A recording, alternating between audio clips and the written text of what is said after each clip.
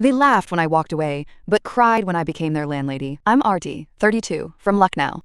For the first 25 years of my life, I lived in a joint family where everyone had an opinion about me, and none of them were kind.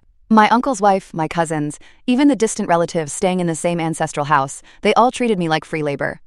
I cooked, cleaned, helped their kids with homework, and still heard, "You're not smart enough to make something of yourself. Girls like you should be grateful they have a roof over their head." Every time I spoke about wanting financial independence, they laughed as if I was telling jokes. The only person who supported me was my mother. Even she couldn't stop them from mistreating me, but she always whispered, "One day, leave this house and build a life that answers them louder than words." The breaking point came during a family function when my cousin loudly joked, "Arti will live here forever. Where will she go? She can't even afford her own room." Everyone laughed. I didn't. That night, I packed a small bag, touched my mother's feet, and walked out. I left with nothing except dignity and a fire in my chest. I rented a small hostel room, worked part-time, and studied digital design at night. Within 2 years, I joined an advertising agency. Within 4, I opened my own studio. I didn't post on social media, didn't brag, didn't show off. I built quietly. Success likes silence. Then one day, my mother called. Their old building was being sold because my uncle had huge debts. The new owner was going to renovate it and increase rent.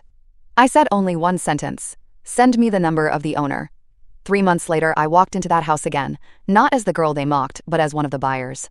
They stood in the courtyard, confused, as the lawyer handed me the papers. My uncle stammered, "Arti, yeah, you bought this building?"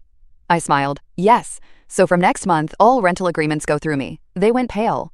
The same people who once told me I'd never afford my own room were now negotiating rent with me, and I treated them professionally. No cruelty, no revenge, just boundaries they never gave me. My mother moved out and now lives with me in a beautiful apartment she deserves. As for the others, they finally understood the cost of underestimating someone who quietly rebuilds. When they push you out, don't break, build. One day, the doors they shut will be the ones you own. Thank you for watching. Like, comment, and subscribe.